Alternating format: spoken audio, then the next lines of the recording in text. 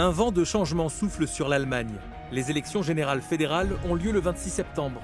Le nouveau gouvernement devra relever un défi de taille, rendre le pays climatiquement neutre d'ici 2045, comme l'impose une loi nationale.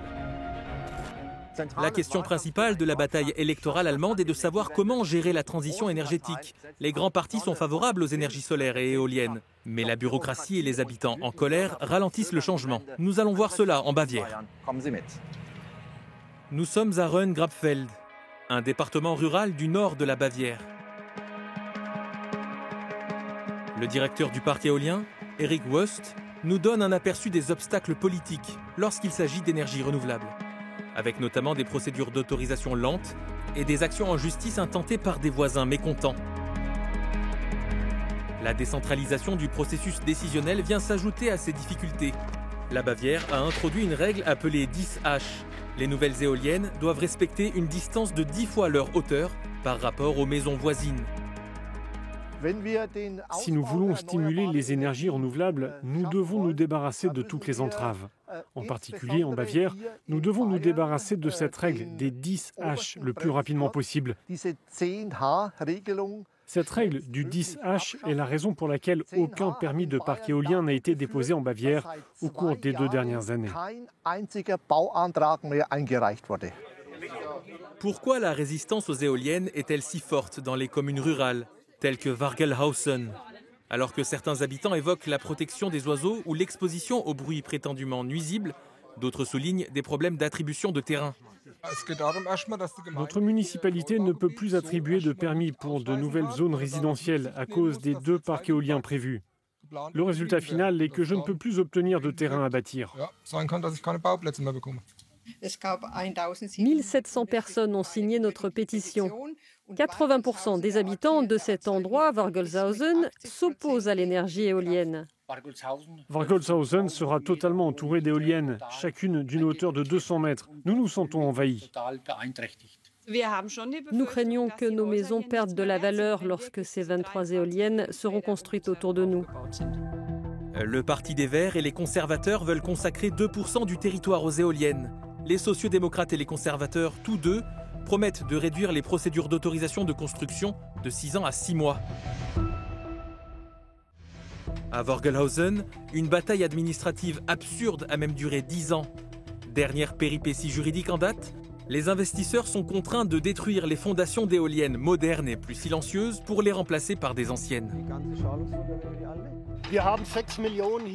Nous avons gaspillé 6 millions d'euros avec ce projet. Ça ne peut pas continuer comme ça. À l'avenir, nous avons besoin d'une certaine fiabilité dans la politique énergétique. Presque tous les partis l'ont inscrit dans leur programme. Les autorités chargées de l'octroi des permis doivent accélérer le processus décisionnel. La fiabilité est nécessaire car la transition énergétique est nécessaire. Ce qui s'est passé ici est une catastrophe. Nous avons besoin de politiciens ayant une forte colonne vertébrale et de l'assurance pour éviter qu'un tel dilemme ne se reproduise. Raimund Kamm défend l'intérêt des producteurs d'énergie renouvelable. Par le passé, les partis au pouvoir étaient trop étroitement liés au lobby des énergies fossiles. Et il craint que ce soit toujours le cas.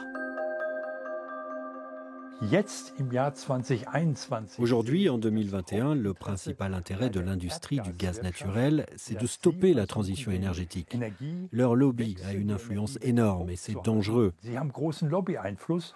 Nous devons mettre un terme au jeu de ces politiciens liés au lobby. On devrait les blâmer. Vous êtes les pollueurs. Nous ne pouvons pas nous permettre de perdre à nouveau 4 ans. À Ebersberg, un département rural, un nouveau mode de participation du public est à l'œuvre.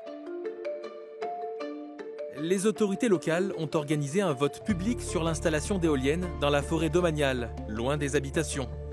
L'agence de l'énergie locale a été chargée de distribuer des informations aux électeurs et de mettre en place des jeux de rôle sur la manière de réduire les niveaux de CO2.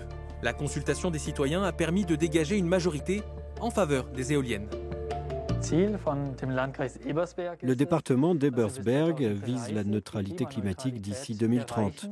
Le principal pilier pour l'avenir sera plus de photovoltaïque et, très important, plus d'éoliennes. C'est la seule façon d'accomplir la transition énergétique en regardant l'impact si nous construisons ou ne construisons pas d'éoliennes. Nous voyons que nous devons les installer pour atteindre l'objectif. Ebersberg abrite l'une des plus grandes forêts exploitées de Bavière. L'installation d'éoliennes, loin des zones d'habitation, ne nécessiterait qu'une toute petite partie de la forêt. Mais là encore, des opposants n'acceptent pas le vote du public et préparent une action en justice. Ici, ils veulent mettre les 5 éoliennes au plus profond de la forêt. Alors que le département d'Ebersberg pourrait trouver suffisamment d'espace en dehors de la forêt pour installer les éoliennes. Pendant que les politiciens discutent de la nécessité de limiter le droit d'intenter un procès pour permettre la réalisation de projets d'énergie renouvelable, Mertens nous montre la raison pour laquelle elle s'oppose aux éoliennes.